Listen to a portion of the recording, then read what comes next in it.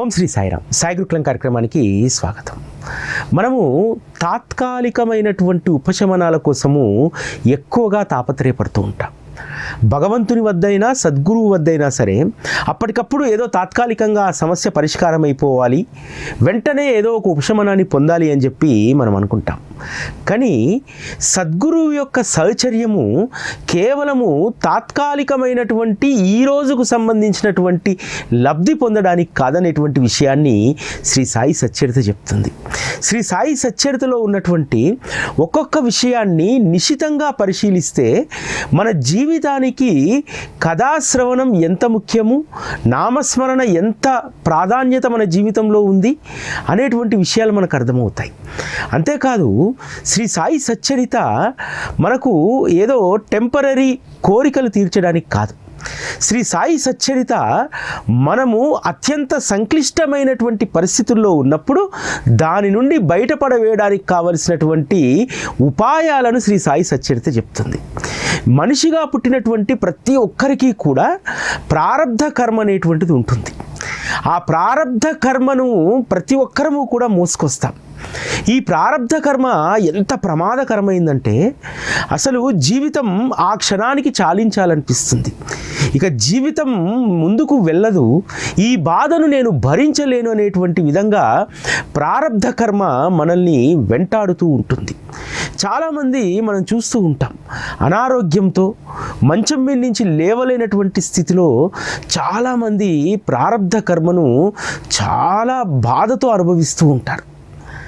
కానీ సచ్చరిత చెప్పేటువంటి సూత్రం ఏమిటంటే, సద్గురువు యొక్క స్మరణ ఎప్పుడూ ఉంటే, ఎప్పుడూ కూడా సద్గురువులోనే లీనమై ఉంటే నీ ప్రారబ్ధ కర్మ అనేటువంటిది అత్యంత సునాయాసంగా నువ్వు ఆ కర్మను దాటవచ్చు అనేటువంటి విషయాన్ని చెప్తుంది. ఇది శ్రీ సాయి సచ్చరిత 34వ అధ్యాయంలో ఉన్నటువంటి ఊది లీలల్లో మనం అనేక అద్భుతమైనటువంటి లీలలు చదువుతాం, కానీ అందులో ఉన్నటువంటి ఒక మర్మాన్ని మనం తెలుసుకోలేం. శ్రీ సాయి సచ్చరిత 34వ అధ్యాయము మనకు బాబా మన ప్రారబ్ధ కర్మలను ఏ విధంగా తొలగిస్తారు, అలా అని చెప్పి మనం అనుభవించకుండా మనం ఏ బాధ లేకుండా అందులో నుంచి బయటపడతామా అంటే కాదు.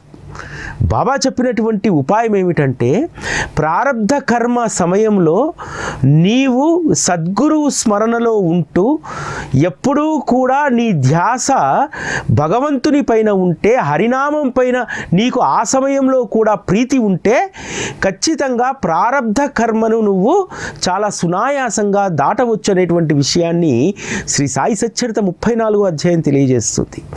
సచ్చరిత కేవలము మన లౌకికపరమైనటువంటి కోరికల కోసం కాదు. సచ్చరిత అంతకు మించినటువంటి దాన్ని మనకి ఇవ్వదలుచుకుంది.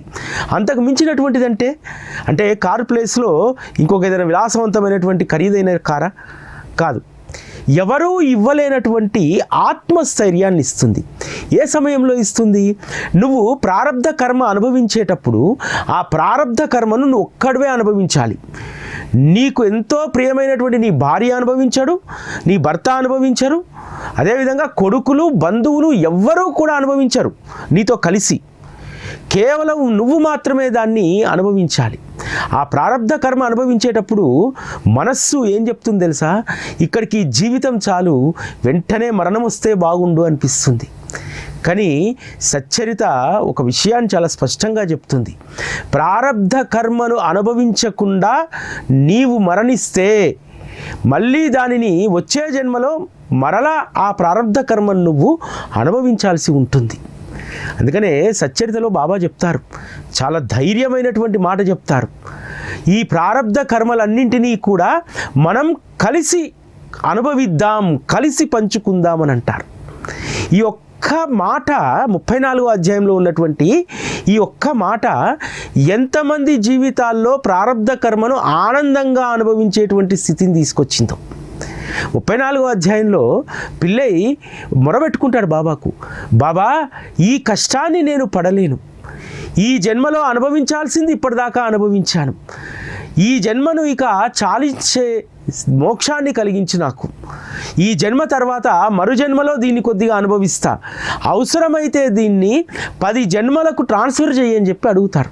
కానీ బాబా అందుకు ఒప్పుకోడు. బాబా అంటారు, పిల్లైని నిర్భయంగా ఉండమని చెప్పు, 10 జన్మల వరకు ఎందుకు, 10 రోజుల్లోనే ఆ ప్రారబ్ధ కర్మను కలిసి అనుభవిద్దామని చెప్పండి. ఎవరైనా వెళ్ళి వీపు పైన పిల్లైని తీసుకురండి అని అంటారు. వెళ్ళి పిల్లైని తీసుకొస్తే బాబా ఎంతో ఆదరంగా తను కూర్చున్నటువంటి ఆసనం పక్కన ప్రతిరోజు బడే బాబా కూర్చుంటారు. ఆ ప్లేస్లో కూర్చోబెట్టమని చెప్పి వెనక్కి ఒరిగి కూర్చో అని అంటారు. అని బాబా చెప్తాడు, ఎందుకు నువ్వు అనవసరంగా చింతిస్తున్నావు? స్వార్థం కానీ పరమార్థం కానీ మోక్షం కానీ ఇవ్వడానికి సమర్థుడైనటువంటి నేను ఇక్కడ ఉండగా నీ యొక్క ప్రారబ్ధ కర్మను ఎందుకు 10 జన్మల వరకు వాయిదా వేయమని చెప్పి అడుగుతున్నావు?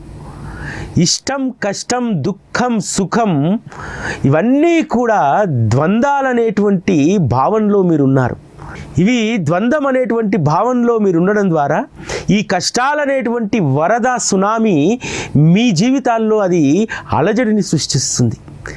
కష్టం వేరు, దుఃఖం వేరు అనేటువంటి భావనను నువ్వు ఎప్పుడైతే తొలగించుకుంటావో, ప్రారబ్ధ కర్మను నీవు ఆనందంగా అనుభవిస్తావు. అనుభవించి ఈ జన్మలోనే, అంటే 10 జన్మలు అనుభవించాల్సినటువంటిది ఈ జన్మలోనే నీవు దాన్ని పూర్తిగా సుఖంగా అత్యంత అనాయాసంగా దాని నుండి బయటపడేసేటువంటి సమర్థుల్ని నేను లేదా అని అంటారు. ఈ విషయం మనం అందరం గుర్తుపెట్టుకోవాలి.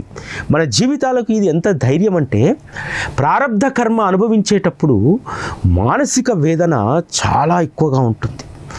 ఆ మానసిక వేదనను తట్టుకోవడం అనేటువంటిది మన వల్ల కాదు. ఎందుకంటే మనకి ఏదన్నా పని ఉంటే ఆ పని భారం తగ్గించుకోవడానికి పక్కన వాళ్ళకి అప్పగిస్తాం. ఇతరత్ర రకరకాల ఇతరుల మీద నెపం నెట్టవచ్చు, మనం చేసేటువంటి పనులను ఇతరులపైన నెట్టవచ్చు. కానీ ప్రారబ్ధ కర్మ అనుభవించేటప్పుడు ఒక్క ఇసమెంత బాధ కూడా వేరే వాళ్ళు అనుభవించడానికి వీలు లేదు.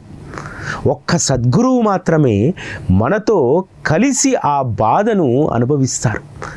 అందుకనే కదా పిల్లయితో చెప్పాడు, 10 జన్మల వరకు ఎందుకు, 10 రోజుల్లో నీ ప్రారబ్ధ కర్మ తీసేస్తానని చెప్పి. ఎస్, ఈరోజు మనందరికీ కూడా ఇదొక ధైర్యవచనం. కానీ ఈరోజు మనం ప్రారబ్ధ కర్మను అనుభవించకపోవచ్చు, కానీ జీవితంలో చివరంకంలో కానీ ఎప్పుడైనా సరే ఒకసారి ప్రారబ్ధ కర్మను అనుభవించాల్సిందే. మనం చాలామందిని చూస్తూ ఉంటాం, మంచం మీదనే ఉండి కనీసం మంచం పై నుండి లేచేటువంటి స్థితి లేనటువంటి వారు. 1 సంవత్సరం క్రితం వరకు ఎంతో ఉల్లాసంగా ఉన్నటువంటి వారు, జీవక్షవాల్లా పడి ఉన్నటువంటి వారు అనేక మందిని మనం చూస్తూ ఉంటాం కదా. ఇటువంటి వారికి ఒకే ఒక ఉపాయం. ఆ ఉపాయము ప్రారబ్ధ కర్మ వచ్చిన తర్వాత చేస్తే ప్రయోజనం ఉండదు.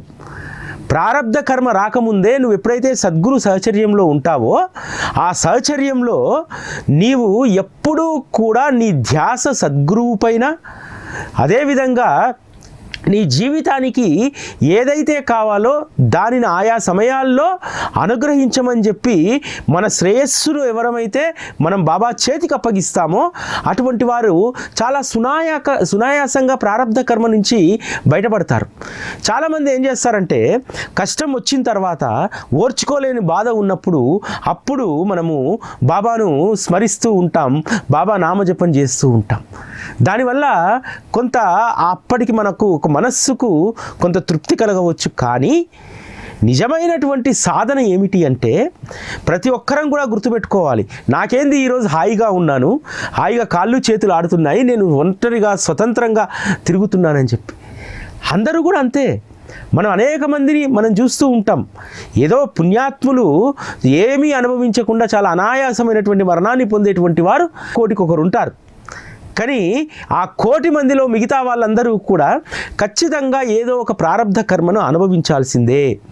బాబా మార్గంలోకి వచ్చిన తర్వాత మనం గుర్తుపెట్టుకోవాల్సినటువంటి సత్యం ఏమిటంటే, నేను ఏదో ఒక సమయంలో ప్రారబ్ధ కర్మను నేను అనుభవిస్తాను. ఆ అనుభవించేటువంటి సమయంలో బాబా నువ్వు నాకు తోడుగా ఉండు. పిల్లైకి ఏ విధంగా అయితే 10 జన్మలు అనుభవించాల్సినటువంటి బాధను 10 రోజుల్లో తీసేసావో, నాకు కూడా అటువంటి అనుగ్రహాన్నే ఇవ్వు అనేటువంటి దాన్ని మనం ధైర్యంగా బాబాను అడగగలగాలి. ఈ ఒక్క విషయాన్ని మనం గుర్తుపెట్టుకోవాలి. బాబా వద్దకు నేను ఎందుకోసం వచ్చాను? ఉద్యోగం కోసం, పెళ్లి కోసం, ఇతరత్ర ఆర్థిక పురోభివృద్ధి కోసం, ఇది కాదు. ఇవి మన జీవితంలో ఆటోమేటిక్గా వచ్చేటువంటివి. కానీ మనకు ఏ సమయంలో ఎవరైతే కనీసం మన వైపు కన్నెత్తి కూడా చూడడానికి ఇష్టపడరో అటువంటి సమయంలో ఆ దయామూర్తి యొక్క కృప మన పైన ఉంటుంది. ఆ ఉండే విధంగా మనము ఆ పుణ్యాన్ని, మనము ఆ అర్హతను మనం ఖచ్చితంగా సాధించుకోవాలి. బాబా పిల్లయితే ఒకటే చెప్తాడు, పిల్లై కర్మ అనుభవించకుండా తప్పించుకోలేం. ఇంతకు మించినటువంటి ఉపాయం మరొకటి లేదు. కర్మ సమసిపోవడానికి నీవు ఎప్పుడూ కూడా హరినామాన్ని స్మరించాలి. హరినామాన్ని, గురునామాన్ని ఎవరైతే స్మరిస్తారో అటువంటి వారు ఇటువంటి కర్మబంధనాల నుంచి అత్యంత సునాయాసంగా బయటపడేటువంటి అవకాశం ఉంది. కాబట్టి పిల్లై ఓపికతో ఉండు. నానా పిచ్చివాడు ఆ కట్టుగట్టాడు, అది తీసేయి, లేకపోతే చచ్చిపోతావని అంటారు. మనకు ఈ 34వ అధ్యాయం చాలా సత్యాన్ని బోధిస్తుంది. కర్మానుసారం వచ్చినటువంటి వాటిని మనము సహనంతో ఓర్చుకొని అనుభవిస్తే సద్గురువు యొక్క కృప దొరుకుతుంది. సద్గురువు యొక్క కృపను పొందడానికి మనం అనేక సంవత్సరాలుగా వారి సహచర్యంలో మనం సంపాదించుకోవాల్సింది ఏంటంటే వారి యొక్క దయా హృదయాన్ని గెలుచుకోగలగాలి. ఆ దయా హృదయాన్ని ఎలా గెలుచుకోగలుగుతాం? వారు చెప్పినట్లు నిత్యము నామస్మరణ, అదేవిధంగా గురు కథాశ్రవణాన్ని ఎవరమైతే చేస్తామో ఖచ్చితంగా ఆ దయాగుణాన్ని మనం గెలుచుకుంటాం. ఆ దయాగుణాన్ని గెలుచుకున్నటువంటి వాళ్ళు ఎంత అదృష్టవంతులంటే మీకు ఒక అద్భుతమైనటువంటి లీల చెప్తాను. ఒక తల్లి 70 సంవత్సరాల వయసులో బ్రెస్ట్ క్యాన్సర్కి గురవుతుంది.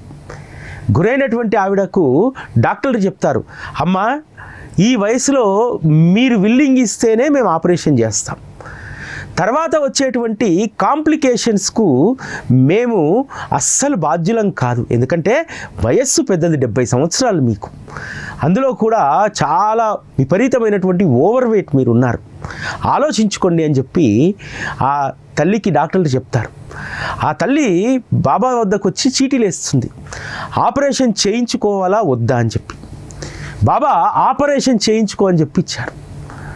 డాక్టర్ దగ్గరికి వెళ్ళి చెప్తుంది, అయ్యా మీరేం కంగారు పడాల్సిన అవసరం లేదు, ఒకవేళ మీరు నాకు ఆపరేషన్ చేస్తే ఏదో అవుతుంది, మీ జర్నీలో నేను ఒక ఫెయిల్యూర్ పేషెంట్గా ఉంటానని చెప్పి మీరు అనుకుంటున్నారేమో 70 ఏళ్ళ వయసు ఆవిడను. లేదు, మీకు గొప్ప సక్సెస్ ఇవ్వడానికి నా సద్గురువు నా శరీరాన్ని మీకు అప్పగిస్తున్నాడు, కాబట్టి మీకేమీ భయం లేదు, నేను మీకు చెప్తున్నాను ఆపరేషన్కి నేను విల్లింగ్ అని చెప్పి ఆ తల్లి చెప్తుంది. తర్వాత ఒక ముహూర్తాన ఆమె పెట్టుకున్నటువంటి ముహూర్తం రోజే గురువారం రోజు, ఆ రోజు ఏకాదశి వచ్చింది. వచ్చినటువంటి రోజు నాకు ఆపరేషన్ చేయండి అని చెప్పి ఆ డేట్ చూసుకొని అడ్మిట్ అవుతుంది. అడ్మిట్ అయిన తర్వాత ఆపరేషన్ చేస్తారు, చాలా సక్సెస్ఫుల్గా ఆపరేషన్ జరుగుతుంది. తర్వాత కీమో ఇవ్వాలి. సాధారణంగా 50 ఏళ్ళ వయస్సు ఉన్నటువంటి వాళ్ళే ఆ కీమోను తట్టుకోవడం చాలా కష్టమైనటువంటి పని. కానీ డాక్టర్లు వేరే గత్యంతరం లేక ఖచ్చితంగా కీమో ఇవ్వాల్సిందే అని చెప్పి చెప్తారు. దాంతో ఆవిడ ఏమాత్రం కూడా జంకలేదు. అంతకంటే ముందు ఆపరేషన్ చేయించుకున్నటువంటి 2-3 పేషెంట్లు ఆపరేషన్ తర్వాత 2 సార్లు డాక్టర్ దగ్గరికి వెళ్ళినప్పుడు వాళ్ళు చెప్తున్నారు, విపరీతమైనటువంటి మంట, నొప్పి, రాత్రిపూట నిద్రపట్టదు, కీమో చేయించుకున్నటువంటి 2 రోజులు పిచ్చిలేసిపోతుంది అని చెప్పి చెప్తే ఆ తల్లి ఏమాత్రం భయపడలేదు. కీమో చేస్తున్నంతసేపు ఆమె హృదయంలో బాబా నామస్మరణే తప్ప మరొకట్లేదు. తర్వాత కీమో అయినటువంటి 1 వీక్ మళ్ళీ డాక్టర్ దగ్గరికి వెళ్తే డాక్టర్ అడుగుతారు, అమ్మ మీకేమన్నా రాత్రిపూట ఇబ్బంది జరిగిందా, కీమో తర్వాత ఏవైనా బాడీలో పొడిచినట్టు కానీ లేకపోతే ఇతరత్ర ఏదన్నా సమస్యలు ఉన్నాయా అంటే, నాకేమీ లేవండి, మామూలుగా మీరు చేసే పని మీరు చేశారు, తర్వాత నాకు ఎటువంటి నొప్పులు రాలేదు అని అన్న. డాక్టర్లు ఆశ్చర్యపోయారు. చాలా వయసులో ఉన్నటువంటి వాళ్ళే తట్టుకోవడం కీమో చాలా కష్టమైనటువంటిది. అటువంటిది ఈ తల్లి ఒక్క కంప్లైంట్ కూడా చెప్పట్లేదు. విచిత్రం ఏమిటంటే ఆవిడకు ఆపరేషన్ జరిగి 12 సంవత్సరాలు పూర్తయ్యాయి. ఆమె వయసు ఇప్పుడు 82 సంవత్సరాలు ఇంకా ఉంది. బాబా ఒకటే కోరుకుంది బాబాను, బాబా నా శరీరంతో ఇంకా ఏదైనా ఇక్కడ పని ఉంది అంటే నన్ను ఉంచుకో, లేకపోతే ఈ శరీరంలో నుంచి ఆత్మను వేరు చేసి ప్రారబ్ధ కర్మను నేను అనుభవిస్తాను అని బాబాను కోరుకుంది. కానీ బాబా చూడండి, ఆమె విశ్వాసాన్ని ఏమాత్రం కూడా చెదరనివ్వలేదు. ఆమెకు బలమైనటువంటి నమ్మకం. చాలా సందర్భాల్లో మాట్లాడినప్పుడు ఆ తల్లి నాకు చెప్పినటువంటి విషయం, ఇప్పుడు ఆపరేషన్కి వెళ్ళినటువంటి రోజు, కీమో జరుగుతున్నటువంటి రోజు, నేను 34వ అధ్యాయంలో ఉన్నటువంటి పిల్లై కథనే నేను స్మరణ చేసుకున్నాను. ఎందుకంటే అక్కడ 2 అద్భుతమైనటువంటి మాటల్ని బాబా చెప్తారు. 10 జన్మల వరకు ఎందుకు, 10 రోజుల్లో నేను తీసేసేటువంటి సమర్థుణ్ణి నేను ఇక్కడ ఉండగా పిల్లై ఎందుకు ప్రారబ్ధ కర్మతో బాధపడాలి అని అంటారు కదా, అది నా మనస్సులో బలంగా ముద్రించుకున్నాను. నేను అనుభవించేటువంటి క్యాన్సర్ అనేటువంటి ఈ ప్రారబ్ధ కర్మను అత్యంత సునాయాసంగా తీసేటువంటి సమర్థుడు నా వెంట ఉండగా నేనెందుకు బాధపడాలి అనేటువంటి దాన్ని నేను ఆపరేషన్కి వెళ్ళేటువంటి వారం రోజులుగా అదే పదాన్ని కొన్ని 100 సార్లు నేను చదువుకున్నాను. బాబా ఇంకొక విషయం కూడా చెప్పారు, ఒకవేళ నాకు కోరిక ఉండొచ్చు నా మనవరాలను చూడాలని, నా మనవరాలు పెళ్లి చూడాలని, ఇవన్నీ ఉండాలని చెప్పి, దానికి కూడా ఎంత అద్భుతమైనటువంటి మాట అధ్యాయంలో బాబా చెప్పారంటే, స్వార్థానికి కానీ పరమార్థానికి కానీ అనగా మోక్షం కానీ ఇవ్వడానికి నేను ఇక్కడ సిద్ధంగా ఉన్నాను. దీంట్లో నేను ఉండాలనేటువంటి దాంట్లో నా స్వార్థం కూడా ఉండవచ్చు. కాబట్టి స్వార్థమైన పరమార్థమైన ఇవ్వడానికి సిద్ధంగా నా సద్గురు ఉన్నాడు. కాబట్టి నేను దేనికోసం చింతించాలని చెప్పి ఆవిడ అన్నటువంటి ఆ మాటలు నిజంగా ఎంత అద్భుతమో. సచ్చరిత మనకు ఏ సందర్భంలో ఉపయోగపడుతుందనడానికి ఇది ఒక నిదర్శనం. నీవు నిస్సహాయ స్థితిలో ఉన్నప్పుడు, నీ ప్రారబ్ధ కర్మను నువ్వు అనుభవించేటప్పుడు, ఏ ఒక్కరూ కూడా దాన్ని పంచుకోనటువంటి స్థితిలో ఉన్నప్పుడు, ఎందుకంటే పంచుకోవడం అనేటువంటిది అసంభవమైనటువంటిది, మరి ఎవరు పంచుకోవాలి దాన్ని? బాబా చెప్పినటువంటి మాట, కలిసి అనుభవిద్దాం. చాలామంది నాకు రోగం ఉంది, నాకు నా శరీరంలో ఇదైపోతుంది, అదైపోతుంది, నడవలేకపోతున్నా, తినలేకపోతున్నా, ఆయాసం వస్తుంది, ఇవన్నీ అంటారు కదా. బాబా ఈ ఆయాసాన్ని తీసేయి, ఈ బాధను తీసేయి, ఇవన్నీ అడుగుతాం. కానీ అవి అడిగే ముందు మనకు అర్హత ఉందా లేదా చెక్ చేసుకోవాలి. సచ్చరితలో మనం నేర్చుకోవాల్సింది ఏంటంటే, గొప్ప ఉపాయాలు ఇందులో ఉంటాయి. ఎందుకు పిల్లై పట్ల అంత ప్రేమ? పిల్లైకి బాబా పట్ల ఎంతో ప్రేమ, గౌరవం, విశ్వాసం ఉంది. అనేక రోజులు పిల్లై వచ్చి షిరిడీలో బాబా దర్శనం కోసము అక్కడ ఉన్నాడు. తన వృత్తి వైద్యుడు, ఆయుర్వేదం అయినా సరే దాన్ని వదిలేసి తన జీవితం సమర్థ సద్గురువు యొక్క చరణాల వద్ద గడవాలని చెప్పి అక్కడ షిరిడీలో కొన్ని సంవత్సరాల పాటు పిల్లై ఉండిపోయారు. అంతేకాదు పిల్లైకి ఒక నమ్మకం, తనకు ఆ బాధ రాగానే, ఆ ప్రారబ్ధ కర్మ నారికురుపు బాధ అనుభవిస్తున్నప్పుడు సద్గురువు తప్ప మరొకటి గుర్తుకు రాలేదు. నేను వైద్యుణ్ణి, లేకపోతే ఇంకెక్కడికల్లా వెళ్ళి వైద్యం చేయించుకుంటాను, ఈ నారికురుపుకు ఆపరేషన్ చేయించుకుంటాను, ఇవేవి గుర్తుకు రాలేదు. తనకు ఒకటే గుర్తొచ్చింది, ప్రారబ్ధ కర్మ. ఒక్క సద్గురువు తప్ప దీన్ని ఎవరూ తప్పించలేరు. అక్కడ కూడా ఏం ఆలోచించాడు? బాబాను ఏమడిగాడు? దాన్ని వాయిదా వేయమని అడిగాడు. బాబా ఏమన్నాడు? ఎందుకు వాయిదా వేయాలి అంటే, సద్గురువును ఆశ్రయించినటువంటి మనల్ని ఎంత అద్భుతంగా కర్మరహితుల్ని చేసి మరొక జన్మకు పంపిస్తారనేటువంటి విషయం ఇక్కడ గుర్తుపెట్టుకోవాలి. బాబాను ఆశ్రయించిన తర్వాత కూడా నాకు ఈ కష్టం ఏంటండి, నాకు ఈ రోగం ఏంటండి అని అంటారు. ఈ కష్టం, ఈ రోగం ఇవన్నీ కూడా నిన్ను కర్మ విముక్తిని చేసి నీకు మరొక అద్భుతమైనటువంటి జన్మను నీకు ప్రసాదిస్తారు. చాలామందిని మనం చూస్తూ ఉంటాం, నిజంగా ఎంత అదృష్టవంతులండి, బీపీ లేదు, షుగర్ లేదు, ఏమి లేదు, 70 ఏళ్ళు వచ్చిన ఎంత ఆరోగ్యంగా ఉన్నారని అంటే, క్రితం జన్మలో అవన్నీ అనుభవించేసి సద్గురువు కృప పొంది ఆ సద్గురువు మళ్ళీ ఒక మంచి జన్మను ఇచ్చారు. ఒకటి గుర్తుపట్టుకోండి, వయస్సు పైబడినా సరే ఆరోగ్యంగా ఉంటున్నారంటే వాళ్ళు అదృష్టవంతులని అర్థం. అంటే క్రితం జన్మలో వారి కర్మలన్నీ పూర్తిగా కడుక్కొని ఈ జన్మకు వచ్చారు. కాబట్టి ఈ జన్మలో వారికి ప్రారబ్ధ కర్మ అనుభవించాల్సినటువంటి పని లేదు. మనకు జీవితంలో సద్గురువు ఎందుకు అవసరము, సద్గురు సహచర్యం ఎందుకు అవసరం అంటే ఇందుకోసమే. ఇదే అధ్యాయంలో ఇంకొక లీల ఉంటుంది కదా. శ్యామ తమ్ముడు బప్పాజీ భార్య తొడపైన ప్లేగు పొక్కు రావడంతో కంగారు పడి షిరిడీకి వచ్చేస్తాడు. వచ్చి అన్నకు చెప్తాడు శ్యామకు, బప్పాజీ మీ మరదలికి గ్రంథి జ్వరం లాగుంది, అది ప్లేగ్ లాగా, నాకు భయమేస్తుంది, అసలు లేవట్లేదు, తొడపైన గడ్డలు కూడా లేచాయి, బాబా అనుగ్రహం ఉంటే భార్య బ్రతుకుతుంది అని చెప్పి అన్నం తీసుకొని వెళ్తాడు. శ్యామ తమ్ముని వెంట పెట్టుకొని వెళ్ళి బాబాని అడుగుతారు, బాబా ఊది మీరు ఇస్తే నా మరదల్ని వెళ్ళి చూడాలి, గ్రంథి జ్వరం ప్లేగు వ్యాధి లాగా ఉందట, మరి మీరు అనుమతిస్తే వెళ్తారంటే, శ్యామ ఇంత రాత్రిపూట ఎందుకు నువ్వు కష్టపడి వెళ్ళడం, నీ తమ్ముడిని ఊది ఇచ్చి పంపించు, నువ్వు తెల్లవారుజామున వెళ్దువు కానీ అని చెప్పని అంటారు. ఆ ఊది ఇచ్చి పంపిస్తాడు. తెల్లారిసరికి బప్పాజీ భార్యకు వ్యాధి నయమవుతుంది, యథావిధిగా తన పన్ను తను చేసుకుంటుంది. అయితే ఆ మరదలను చూడడానికి మళ్ళీ బాబా అనుమతి కోసం ఉదయాన్నే వస్తారు. వచ్చి బాబా మీరు వెళ్ళి రమ్మంటారా, సాపుల విహార్ దాకా వెళ్ళి రావాలి అని అంటే, వెళ్ళు శ్యామ, అయినా శ్యామ నువ్వు అక్కడ ఎక్కువ ఆలస్యం చేయకు, అక్కడ అసలు నీతో పనే లేదు, వెంటనే వచ్చేసే నువ్వు మళ్ళీ అని అంటారు. శ్యామకు అర్థం కాదు, అరే రాత్రే ఒక ప్లేగు పొక్కు వచ్చిందని చెప్పారు, ఇప్పటివరకు ఏమై ఉంటుందో, నా మరదలు లేస్తుందో లేవదో, ఎక్కడన్నా వైద్యానికి తీసుకెళ్లాలా ఏంది అనేటువంటి ఆలోచనతో శ్యామ వెళ్తాడు. వెళ్ళేసరికి చక్కగా మరదలు తన ఇంట్లో తన పనులు చేసుకుంటూ ఉంటుంది.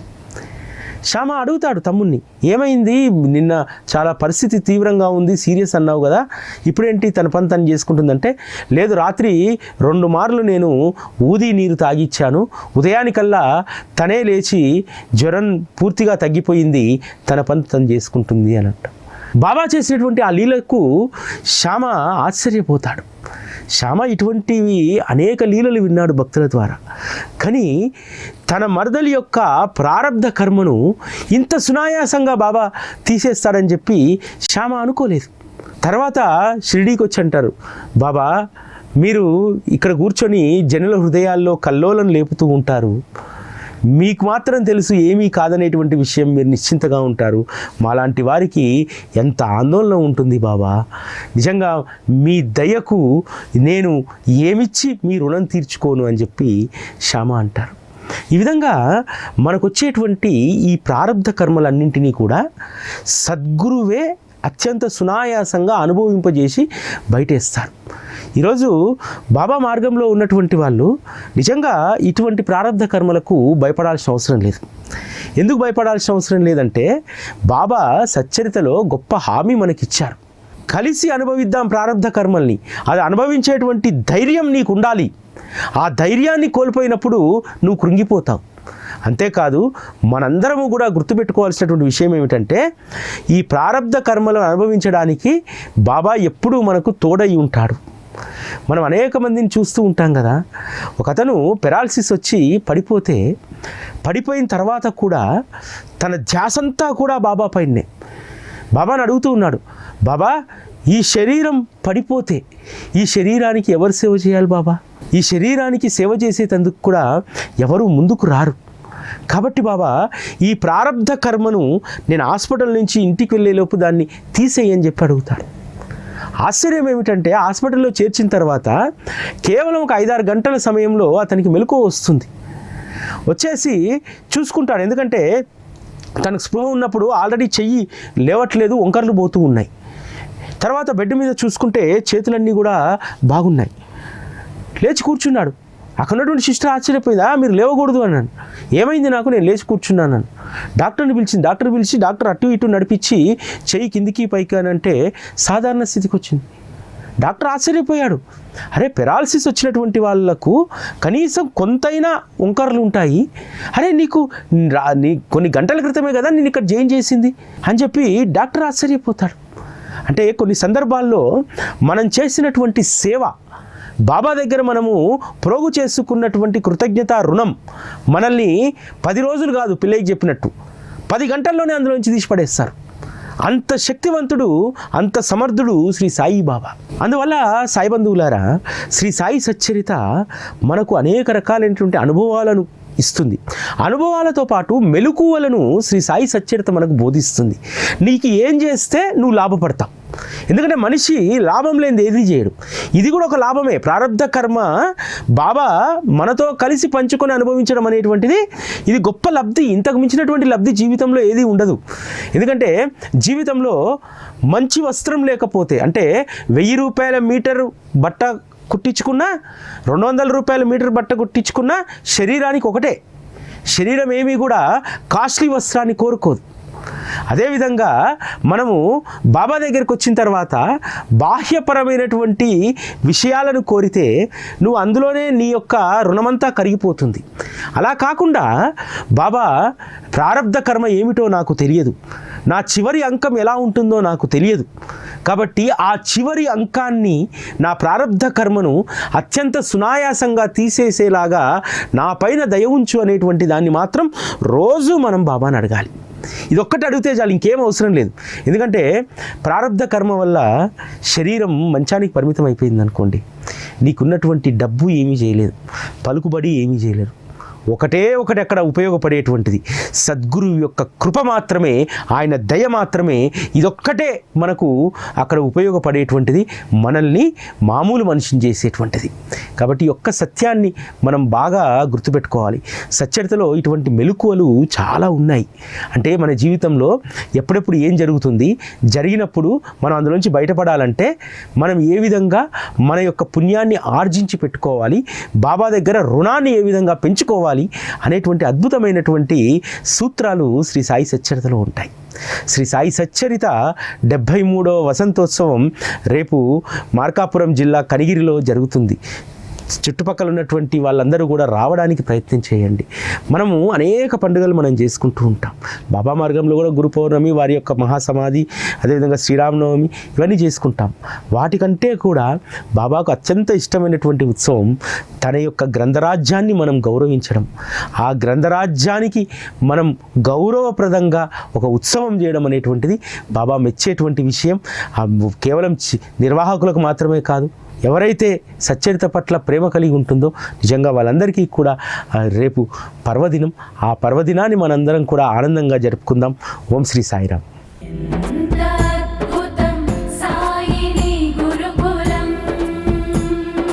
శిక్షణే తప్ప శిక్షలు లేని శరణాగతి సౌదం.